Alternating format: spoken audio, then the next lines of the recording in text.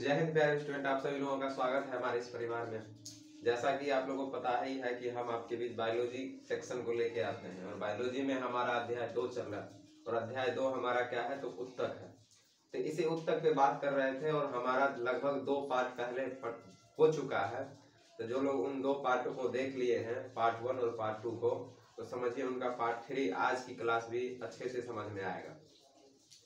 तो उसमें थोड़ा सा झलक हम आपको ये दिखा दें कि हमने जो आपको पढ़ा रहा था उत्तक में, वो सबसे पहले स्टार्ट किया था पादप उत्तक से। और पादप उत्तक में हमने क्या किया था, तो पादप उत्तक को 2 प्रकारों में बांटा था। पहला था विभाजोत्की उत्तक और दूसरा क्या था तो अस्थायी उत्तक। विभाजोत्की उत्तक मेरिस्टेमेटिक टिश्यू और अस्थायी उत्तक परमानेंट टिश्यू। फिर उसके बाद इन दोनों पे अच्छे से चर्चा कर लिए थे और उसके बाद हमने अस्थायी उत्तक को भी चर्चा किया था उस पर भी, और विभाजोत्की उत्तक पे भी चर्चा किया था। जब हम इसी क्रम में आगे बढ़ रहे थे तो विभाजोत्की उत्तक का प्रकार भी बताया था। तो विभाजोत्की उत्तक का प्रकार तक ही हमने बता के आपको छोड़ दिया था। तो आज हम उनके प्रकार पे भी चर्चा करेंगे। तो आइए थोड़ी सी बातचीत कर लेते हैं।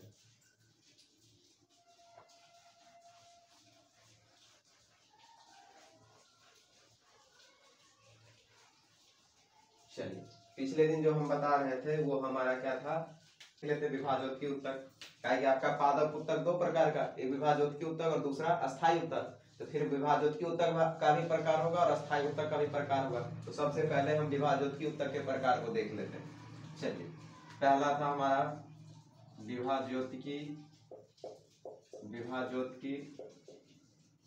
उत्तक, कहें तो मेरी एस्टेमेटिक टिश्यू। और ये हम बताए थे, ये आपका बताए थे कि 3 प्रकार से होता है। इसमें पहला करेंगे रोमन में। पहला आपका था एपिकल, पहला आपका क्या था एपिकल मेरिस्टेमेटिक टिश्यू, कहें तो शीर्षस्थ विभाजोत्की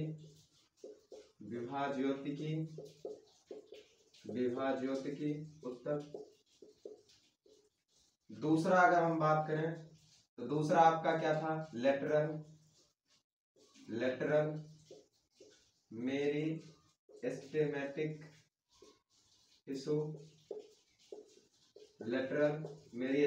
टिश्यू।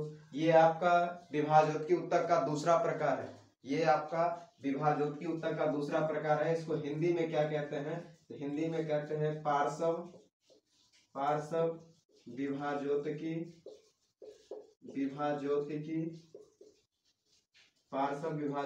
उत्तक। तीसरा अगर हम बात करें तो तीसरा आपका था इंटरसेलरी मेरिस्टेमेटिक टिश्यू। इसको बोलते हैं अंतर्वेशी।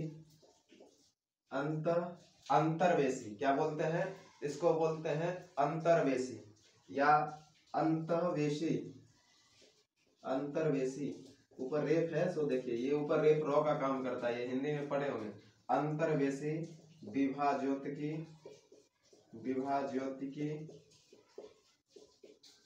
उत्तक। आज की हमारी क्लास यहीं से स्टार्ट होगी और यहीं से इस पे अब कहें तो इस तीनों पे हम डिटेल चर्चा करेंगे कि ये आपका एपिकल मेरिस्टेमेटिक क्या होता है, लेटरल मेरिस्टेमेटिक क्या होता है और इंटरसेलरी मेरिस्टेमेटिक क्या होता है। यानी कहें तो शीर्षस्थ विभाजोत्की क्या होता है, पार्श्व विभाजोत्की क्या होता है और अंतर्वेशी विभाजोत्की क्या होता है। तो बारी बारी से हम इन तीनों पे चर्चा करेंगे और साथ साथ नोट भी करते चलेंगे। सिर्फ बातचीत ही नहीं करेंगे, साथ साथ नोट भी करते चलेंगे। तो चलिए, कौन कौन लोग तैयार हैं, तो तैयार हो जाइए। चलिए इसको मिटाते हैं और सबसे पहले हमारा क्या है इसमें, तो एपिकल मेरिस्टेमेटिक टिश्यू है। सबसे पहला क्या है, एपिकल मेरिस्टेमेटिक टिश्यू। चलिए नीचे ऊपर लिखते हैं, रोमन वाला पहला क्या था, apical meristematic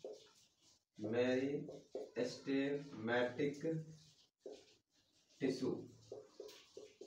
apical meristematic tissue, इसको हिंदी में क्या कहते हैं? तो शीर्षस्थ विभाज्योतिकी उत्तक। अब इसका परिभाषा पहले देखिए। अब ये क्या करेगा पता है? ये पौधे की लंबाई को बढ़ाने का काम करेगा।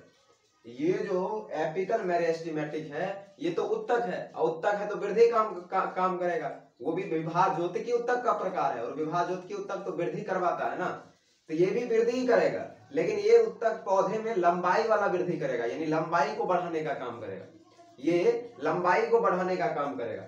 उसके बाद अगर हम पहले इसका ही खात्मा कर लेते हैं बारी बारी से, तब सब काम बताते चलेंगे।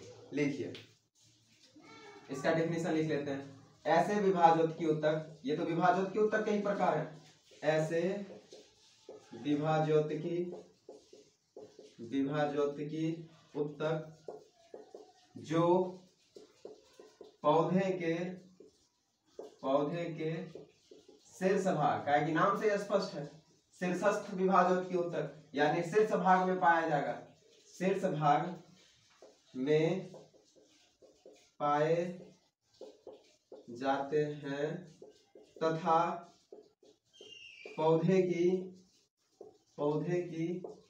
लंबाई को बढ़ाने का कार्य करते हैं शीर्षस्थ विभाज्योतिकी उत्तक। इंग्लिश में इसको क्या कहते हैं पता है ना? शीर्षस्थ विभाज्योतिकी उत्तक, इंग्लिश में इसको कहते हैं एपिकल मेरिस्टेमेटिक टिश्यू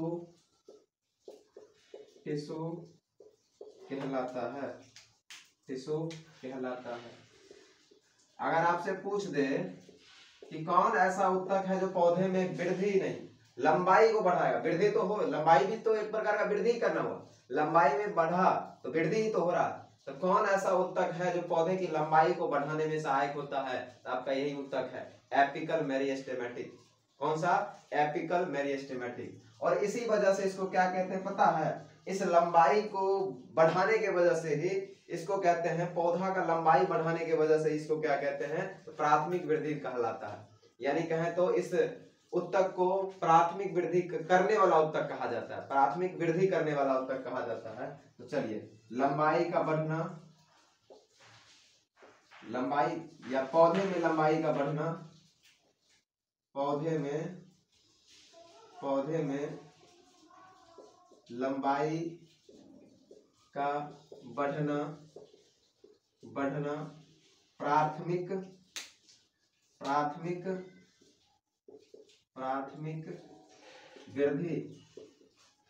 वृद्धि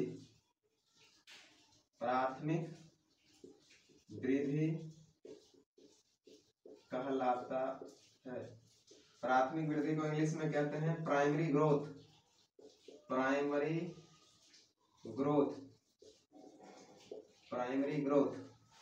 ये बात याद रखेंगे। चलिए, ये बात था। अब कहिए गुरु जी इसको प्राइमरी ग्रोथ, तो अब छोटकी आप समझिए, जब भी कोई पौधा जन्म लेता है तो पहले वो लंबाई में बढ़ता है, फिर मोटाई में बढ़ता है, ऐसा होता है ना। एक निश्चित समय तक अपनी लंबाई को बढ़ा लेता है, फिर अपनी मोटाई को बढ़ाना स्टार्ट करता है। तो सबसे पहले पौधा में कौन सा वृद्धि होना स्टार्ट हुआ है? तो लंबाई वाला, तो इसीलिए इसको बोलेंगे प्राथमिक वृद्धि। जैसे ही लेटरल में पढ़ेंगे तो उस समय क्या होगा, तब मोटाई बढ़ेगा, तो मोटाई बढ़ेगा तो पहले लंबाई बढ़ा प्राथमिक वृद्धि, फिर मोटाई बढ़ा द्वितीयक वृद्धि। तो सबसे पहले जब पौधा जन्म लेता है, बीज से अंकुरित होता है, बाहर निकलता है, तो पहले वो लंबाई को बढ़ाता है, और एक निश्चित समय तक अपने आप की लंबाई को बढ़ा लेता है, तब क्या करता है, अपने आप में मोटाई को बढ़ाना स्टार्ट करता है। तो सबसे पहले अगर पौधा में वृद्धि होता है तो वो लंबाई बढ़ना होता है, इसलिए इसको कौन सा वृद्धि बोले हैं? प्राथमिक वृद्धि। आप बहुत सारे पौधे देखे होंगे, उसमें पहले लंबाई, जैसे अगर गेहूं और मक्का का पौधा ले लें तो उसमें तो केवल लंबाई ही होता है, मोटाई तो होता ही नहीं। अगर गेहूं और मक्का का पौधा ले लें तो इतना पतला सा होता है, इतना बड़ा बड़ा हो जाता है। तो अब बताइए उसमें उसमें तो केवल लंबाई है, उसमें कहा जाए तो केवल प्राथमिक वृद्धि है। द्वितीयक वृद्धि यानी मोटाई तो हो ही नहीं रहा। जब हम आपको लेटरल पढ़ाएंगे तो उसमें द्वितीयक वृद्धि पढ़ाएंगे, तो प्राथमिक वृद्धि एपिकल में है ना। तो पहले सबसे पहले पौधा जो है वो लंबा होता है, यानी अपनी लंबाई में वृद्धि करता है, इसका मतलब प्राथमिक वृद्धि हो रहा है।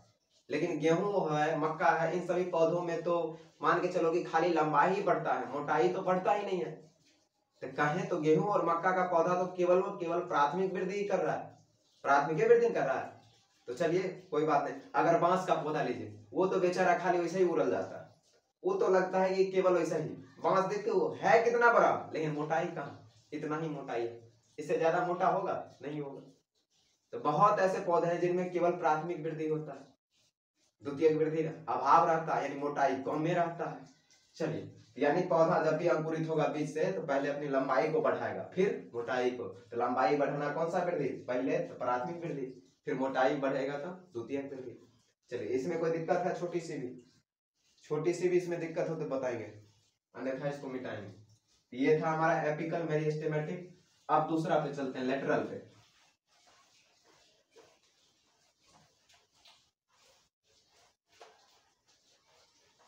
चलिए लेटरल पे चलते हैं और मजे से लेटरल को ही देखते हैं।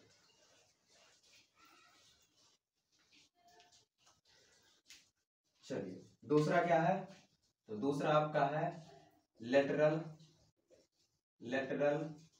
Meristematic tissue. अब ये क्या है, ये है पार्श्व विभाज्योतिकी उत्तक। चलिए अब इस पे जब चर्चा करेंगे तो ये भी तो एक प्रकार का विभाज्योतिकी उत्तक का ही ना पार्ट है, ये भी तो विभाज्योतिकी उत्तक का ही एक प्रकार है। तो उसके बाद अगर हम इसका डिफिनेशन लिखना स्टार्ट करें तो देखिए, एपिकल आपके पौधे में क्या किया था, लंबाई को बढ़ाया, और ये क्या करेगा, तो उसी पौधा में मोटाई को बढ़ाने का काम करेगा। किसको, मोटाई को बढ़ाने का काम करेगा। तो लिखेंगे ऐसे विभाज्योतिकी उत्तक, ये भी तो विभाज्योतिकी उत्तक के ही प्रकार है, ऐसे विभाज्योतिकी उत्तक जो पौधे में मोटाई को बढ़ाने का काम करता है। ऐसे उत्तक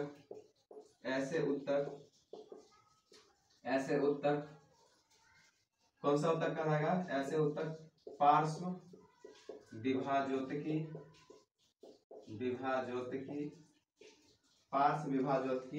उत्तक। इंग्लिश में इसको क्या कहते हैं, तो लेटरल मेरिस्टेमेटिक टिश्यू। लेटरल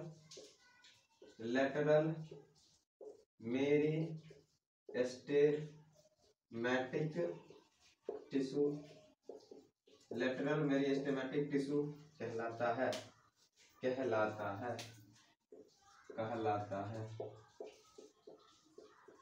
चलिए ये बात आपको अब आपको पता होगा कि ये इसका काम क्या होगा। तो ये जो अपना काम करेगा, पौधे में मोटाई को बढ़ाने का काम करेगा। तो आइए, पौधे में मोटाई का बढ़ना कौन सा वृद्धि होगा, बढ़ना द्वितीयक वृद्धि कहलाता है। अब आपको पता है, पौधा जब भी बीज से अंकुरित होता है तो पहले लंबाई को बढ़ाया, तो एपिकल में प्राथमिक वृद्धि, पहले लंबाई बढ़ा यानी प्राथमिक वृद्धि, उसके बाद फिर मोटाई बढ़ेगा तो द्वितीयक वृद्धि। कैसे, तो मान लीजिए छुटकी, ये मान के चलिए ये पेड़ पौधा, कोई दिक्कत। अब पेड़ पौधा में ये देखिए बीच वाला उत्तक है, ये कोशिका में समझ जाइएगा, उत्तक है, इसमें बहुत सारे कोशिकाओं का समूह होगा। तो ये उत्तक जो बीच में आपको दिखा, तो ये उत्तक लंबाई को बढ़ाएगा, ये उत्तक लंबाई को बढ़ाएगा, बीच वाला उत्तक देखने गोला गोला।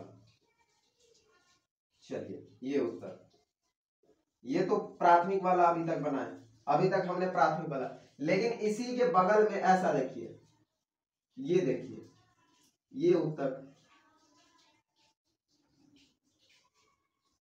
या ब्लैक पेन से बनाते हैं, ज्यादा मजा आएगा, ज्यादा मजा आएगा ब्लैक पेन वाला, समझ में भी अच्छे से आएगा।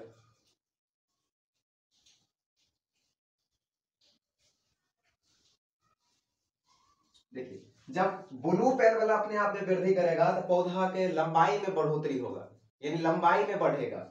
लेकिन जब काला कलम वाला, काले पेन वाला जो उत्तक है वो अपने आप में वृद्धि करेगा तो क्या बढ़ेगा, मोटाई, यानी अपने पड़ोसी में बनाना स्टार्ट कर देगा, यानी अपने जैसा उत्तक क्या करेगा, अपने जैसा उत्तक पड़ोस में बनाना स्टार्ट कर देगा। तो देखिए फिर अब मोटाई यहाँ तक आ गया, अब मोटाई बढ़ के यहाँ तक आ गया। उसके बाद फिर से अगर उत्तक अपने बगल में ही उत्तक का वृद्धि करना स्टार्ट कर दें अपने बगल में, तो देखिए देखिए अब ये यहाँ से यहाँ तक मोटाई इसकी होगी। तो देख रहे हैं बगल में उत्तकों का वृद्धि हो रहा है, बगल वाले उत्तकों का, पार्श्व में उत्तक का वृद्धि हो रहा है तो मोटाई बढ़ रहा है। अब बीच वाले उत्तक का वृद्धि हो रहा है तो लंबाई बढ़ रहा है, यानी ब्लू वाले में वृद्धि होगा तो लंबाई बढ़ेगा, और ब्लैक वाले में वृद्धि होगा तो क्या बढ़ेगा, मोटाई बढ़ेगा। बात गौर कर रहे हैं ना, अगर बगल वाले में वृद्धि करेगा तो मोटाई बढ़ेगा और बीच वाले में लंबाई बढ़ेगा, यानी किसमें वृद्धि होगा, उत्तक में। और उत्तक में देख रहे हैं पहला यहाँ था, ये उत्तक इस उत्तक का निर्माण किया था, अब मोटाई यहाँ तक बढ़ के आ गया, फिर अगले उत्तक का तो यहाँ तक मोटाई बढ़ के आ गया। तो ये मोटाई बढ़ाने का काम करेगा, क्या, मोटाई में वृद्धि बगल वाला। अगर बीच वाला का बात करें तो ये लंबाई में वृद्धि करेगा, लंबाई में वृद्धि। क्या यहाँ तक कोई दिक्कत, क्या यहाँ तक किसी तरह का कोई दिक्कत तो हमें बताएंगे, छोटी सी भी समस्या तो। चलिए अब अगले पे चलें। इसका मतलब ये कह सकते हैं कि बीच वाला जो हमारा उत्तक होगा वो कौन सा उत्तक होगा, तो बीच वाला उत्तक हमारा एपिकल होगा, एपिकल होगा। बगलिया वाला कौन सा होगा, तो बगलिया वाला हमारा लेटरल होगा, लेटरल होगा। कहा है कि ये लंबाई को बढ़ाएगा, ये बगल वाला उत्तक जो है ये लंबाई को बढ़ाने का काम करेगा, और बीच वाला जो उत्तक है ये मोटाई, ये सॉरी देखो बीच वाला जो उत्तक है वो लंबाई को बढ़ाने का काम करेगा तो एपिकल, अब बगल वाला उत्तक जो है मोटाई को बढ़ाने का काम करेगा तो वो लेटरल। कोई दिक्कत, चलिए इसको भी अब मिटा दिया जाए, अब आगे चलेंगे तब। उसके बाद तीसरा क्या था, तो इंटरसेलरी। अब इंटरसेलरी पर बात करेंगे।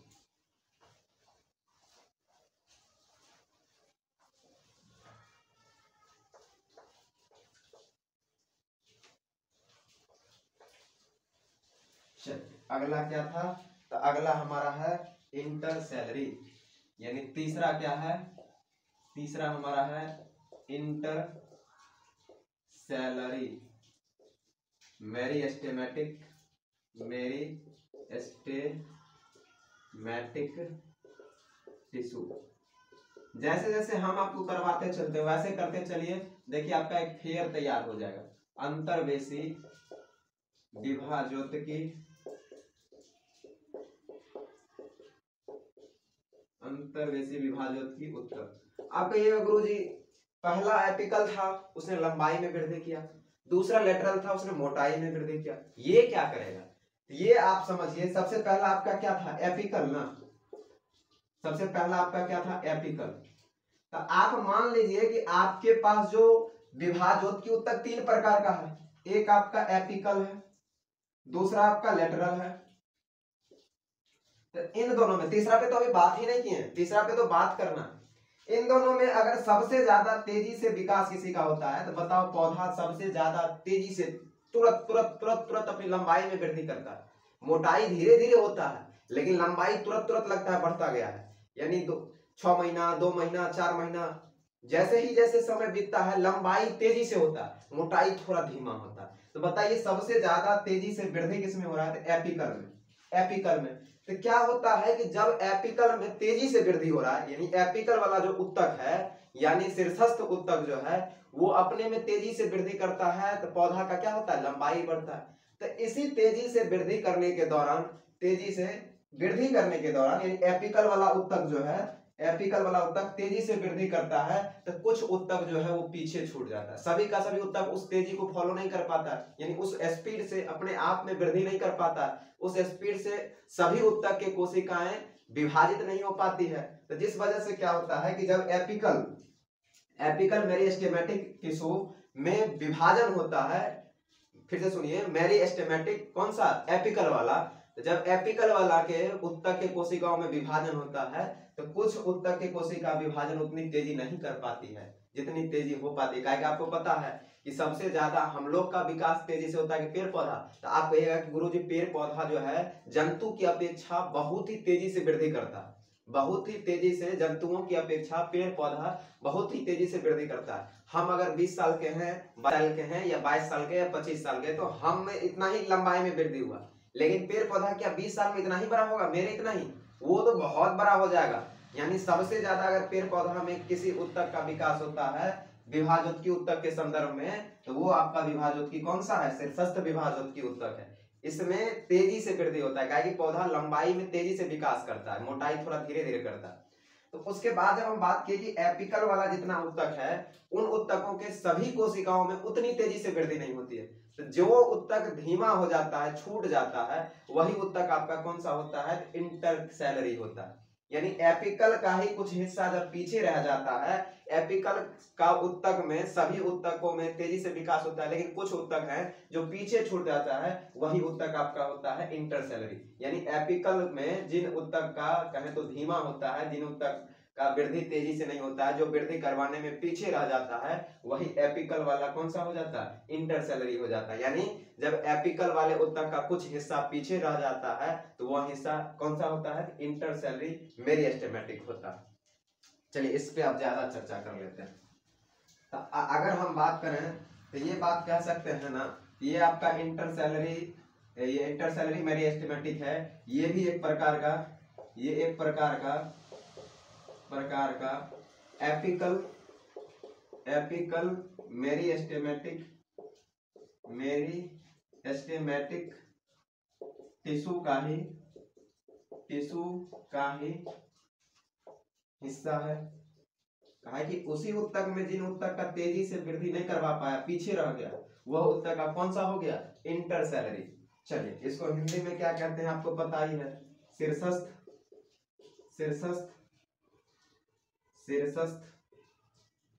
मेरिस्टेमेटिक यानी विभाज्योतिकी उत्तक। आप ये गुरुजी ये उत्तक पाया कहां जाएगा, पेड़ पौधा में, ये उत्तक पेड़ पौधा में पाया कहां जाएगा, और ये क्या होगा, ये आपका शीर्षस्थ विभाज्योतिकी उत्तक का ही एक हिस्सा है, इंटरसेलरी मेरिस्टेमेटिक टिश्यू। तब इसका क्या काम होता है, चलिए आते हैं। आप पेड़ पौधा में देखे होंगे, चाहे पहले लिख देते हैं उसके बाद, इस उत्तक या यह उत्तक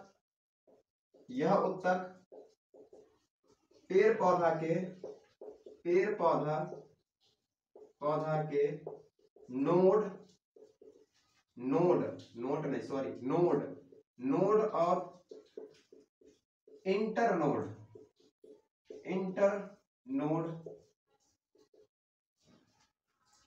इंटरनोड के स्थान पर पाया जाता है।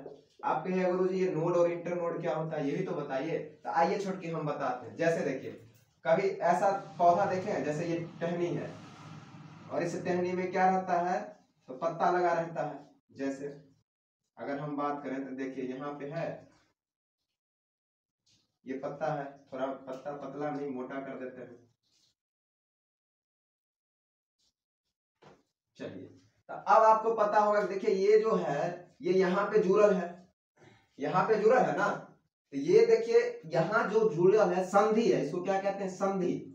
यहीं पे टहनी जुड़ा हुआ, अगर टहनी को तोड़ दे तो यहाँ से इसका संधि टूट जाएगा। तो यहाँ जो जुड़ा है, इसी जुड़ाव पे क्या होगा, तो आपका इंटरसेलरी मेरिस्टेमेटिक टिश्यू का यहीं पे उपस्थिति होता है, यहीं पे पाया जाता है। अगर नोड और इंटरनोड का बात करें तो देखिए, अगर एक है तो दूसरा संधि भी तो कहीं ना कहीं होगा। जैसे यहां मान लीजिए, यहां बनाते हैं पत्ती,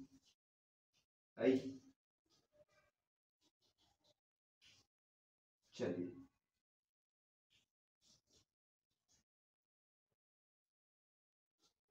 चलिए एक यहाँ है, तो देखिए ये दोनों जो है संधि, इन दोनों को नोड कहेंगे। अब दो संधि के बीच की जो लंबाई होगी, दो संधि के बीच की जो लंबाई होगी, बीच के जो स्थान को, ये देख रहे हैं टहनी, इस बीच के स्थान को क्या कहते हैं? इसको कहते हैं इंटरनोड। इंटरनोड, संधि को नोड, दो संधि के बीच के स्थान को क्या कहते हैं? इंटरनोड। बात गौर कर लेना, जहां पे पत्ती का टहनी जुड़ा हुआ है वो आपका नोड, और दो नोड के बीच यानी दो संधि के बीच के स्थान को इंटरनोड कहते हैं। बात गौर कर रहे हैं? तो चलिए उसके बाद जब बात करेंगे तो इस जो इंटरसेलरी मेरिस्टेमेटिक टिश्यू है, या तो नोड में पाया जाएगा या फिर इंटरनोड में। कहें तो संधि के स्थान पे भी पाया जाएगा और टहनी में भी पाया जाएगा, टहनी में भी पाया जाएगा। गौर कर रहे हैं? काहे कि जब लंबाई में वृद्धि हुआ था, लंबाई में, ये तो एपिकल का ही हिस्सा है ना, तो एपिकल का क्या काम होता था? लंबाई में वृद्धि करवाना। तो लंबाई में वृद्धि करवाना यानी टहनी सब में वृद्धि करवाना, और जब टहनी में वृद्धि करवाता था तो उसी के दौरान ये कुछ हिस्सा एपिकल का छूट जाता था, तो इंटरसेलरी में रह जाता है, तो वो हिस्सा तो इसी में ना होगा जिसमें लंबाई बढ़ेगा, उसी में, और लंबाई टहनी में ही बढ़ता है। कोई दिक्कत? तो ये कहें तो नोड या इंटरनोड में ही इस उत्तक का क्या होगा? उपस्थिति होगा। कोई दिक्कत? चलिए अब हम बात करते हैं, इसको भी मिटाते हैं, अच्छे से समझ में आ गया होगा। कोई दिक्कत हो तो वो भी बता देंगे। और उसके बाद अगर पता करें तो कहें तो ये नोड भी और इंटरनोड केवल तना में ही होता, तो लिख लेंगे इसकी उपस्थिति, इसकी उपस्थिति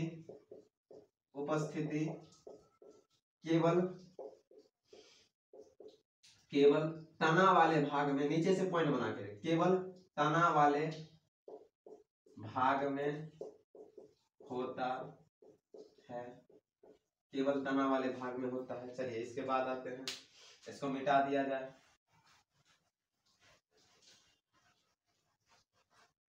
इसको मिटा दिया जाए।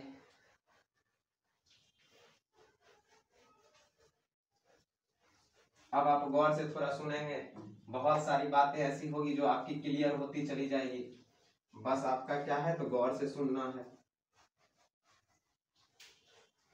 चलिए पहले थोड़ा रिवीजन कर लेते। सबसे पहले कहां से स्टार्ट किए थे पढ़ना? तो सबसे पहले हमारा था पादप उत्तक। क्या था? पादप उत्तक। कहें तो प्लांट टिश्यू, प्लांट टिश्यू। उसके बाद हम बात किए थे कि पादप उत्तक आपका दो प्रकार का होता है। कितने प्रकार का? दो प्रकार का। तो कौन कौन सा? तो एक आता है विभाज्योतिकी उत्तक, विभाज्योतिकी उत्तक, इंग्लिश में इसी को कहते हैं मेरिस्टेमेटिक, मेरिस्टेमेटिक टिश्यू। उसके बाद अगर हम दूसरा का बात करें तो दूसरा आपका था अस्थायी उत्तक, अस्थायी उत्तक, और इसको इंग्लिश में कहते हैं permanent tissue, permanent tissue, permanent tissue. इसके बाद हमने देखा था कि ये विभाज्योतिकी उत्तक भी तीन प्रकार के होते हैं। ये विभाज्योतिकी उत्तक आपका क्या प्रकार के? तीन प्रकार के। तो पहला क्या था? तो वो पहला, इसको तो एक दो नंबरिंग वाला किए थे, अब जो भी करेंगे तो रोमन में करेंगे, रोमन में कर लेते हैं। तो पहला आपका था apical, apical meristematic, meristematic tissue. चलिए उसके बाद दूसरा क्या है? दूसरा पे बात करेंगे तो वो दूसरा आपका है लेटरल मेरिस्टेमेटिक टिश्यू। हिंदी भी हम लिख ही देते हैं, इसको बोलते हैं शीर्षस्थ, शीर्षस्थ विभाज्योतिकी। हम बार बार इन सब चीजों का चर्चा कर रहे हैं, इन सब बातों पे ध्यान देंगे। उत्तक, इसका अगर हम लिखना स्टार्ट करें तो इसको कहते हैं पार्श्व विभाज्योतिकी उत्तक, पार्श्व विभाज्योतिकी, विभाज्योतिकी उत्तक, पार्श्व विभाज्योतिकी उत्तक। तीसरा अगर हम बात करें तो तीसरा हमारा था इंटरसेलरी, इंटरसेलरी मेरिस्टेमेटिक टिश्यू, मेरी स्टेमेटिक टिश्यू। इसको हिंदी में क्या कहते हैं? इसको हिंदी में कहते हैं अंतर्वेशी, अंतर्वेशी, अंतर्वेशी विभाज्योतिकी, विभाज्योतिकी, विभाज्योतिकी ऊतक, अंतर्वेशी विभाज्योतिकी ऊतक। ये था विभाज्योतिकी ऊतक का तीनों प्रकार। अब चलेंगे अस्थायी ऊतक का प्रकार में। तो अस्थायी ऊतक दो प्रकार का है। अस्थायी ऊतक आपका दो प्रकार का, थोड़ा इधर बनाते हैं। अस्थायी ऊतक आपका दो प्रकार का, कौन कौन सा? तो पहला है आपका simple permanent tissue, simple permanent, permanent tissue. उसके बाद आपका ये है कॉम्प्लेक्स, कॉम्प्लेक्स परमानेंट टिश्यू। इसको बोलते हैं सरल अस्थायी ऊतक, सरल अस्थायी ऊतक। और इसको बोलते हैं जटिल अस्थायी ऊतक, जटिल अस्थायी, अस्थायी ऊतक। यहां तक। इसके बाद अगर हम पहला बात करें तो इसका, तो ये दोनों पहला हो गया रोमन में। अस्थायी ऊतक का पहला क्या था प्रकार? सरल अस्थायी ऊतक, और दूसरा जटिल अस्थायी ऊतक। अब सरल अस्थायी ऊतक का भी प्रकार है।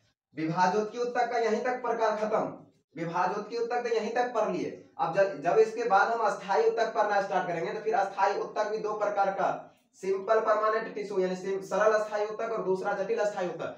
फिर इन सरल अस्थायी ऊतक का भी प्रकार है और जटिल अस्थायी ऊतक का भी प्रकार है। अब क्या है, यहां थोड़ा लिख लेते हैं।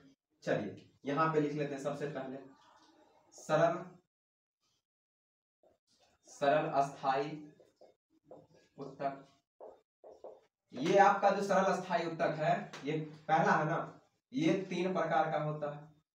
ये कितना प्रकार का? तीन प्रकार का। अब इन तीनों प्रकार पे चर्चा करेंगे कि ये तीनों प्रकार क्या होता है इसका। तो सबसे पहले आएंगे, तो सबसे पहले है पेरेनकाइमा, पेरेनकाइमा। अब नाम इसका जो है इंग्लिश में ज्यादा फेमस है। अब एग्जामिनर भी पेरेनकाइमा को हिंदी में भी पेरेनकाइमा ही लिखता है, लेकिन उससे भी अगर अच्छा है कि आप हिंदी शुद्ध लिखना चाहते हैं तो हिंदी भी शुद्ध आता है, लेकिन अब एग्जामिनर भी इसी को फॉलो करता है, पेरेनकाइमा को पेरेनकाइमा ही बोलता है। लेकिन आप चाहें तो लिख ले मृदु ऊतक, मृदु ऊतक। चलिए उसके बाद है, उसके बाद इसके बाद जो आपका है वो है कोलेरेनकाइमा, कोलेरेन, कोलेरेनकाइमा, काइमा। उसके बाद क्या था, तो कोलेरेनकाइमा या कोलेनकाइमा भी इसको बोलते हैं कभी कभी, इसके लिए कोई दिक्कत नहीं है, कोलेनकाइमा भी बोलते हैं, कोलेनकाइमा। इसको बोलते हैं स्थूल कोण, इसको बोलते हैं स्थूल कोण, नाम से देख लेंगे। उसके बाद जब आएंगे तो इसके बाद है स्क्लेरेनकाइमा। क्या है? स्क्लेरेन, स्क्लेरेन, स्क्लेरेनकाइमा। स्पेलिंग बोल देते हैं SCLERENCHYMA, स्क्लेरेनकाइमा। यहां तक कोई दिक्कत है? इसको बोलते हैं दृढ़ ऊतक, दृढ़, थोड़ा हिंदी भी ठीक से लिख देते हैं, दृढ़, दृढ़ ऊतक। चलिए यहां तक कोई दिक्कत? अब ये तो तीनों था सिंपल परमानेंट टिश्यू का प्रकार। अब आते हैं कॉम्प्लेक्स टिश्यू का प्रकार पे। तो कॉम्प्लेक्स परमानेंट टिश्यू का क्या प्रकार है, यानी कहें तो जटिल। आप लोग नीचे ही नोट करेंगे, आप लोग नीचे ही नोट करेंगे या कॉपी में उस तरह से सजा लेंगे। हमारे पास जगह नहीं है तो ऊपर कर लेते हैं। जटिल अस्थाई ऊतक। और ये जो होता है ये दो प्रकार का होता है। ये कितने प्रकार का? दो प्रकार का। पहला होता है जाइलम और दूसरा होता है फ्लोएम। पहला होता है जाइलम और दूसरा होता है फ्लोएम।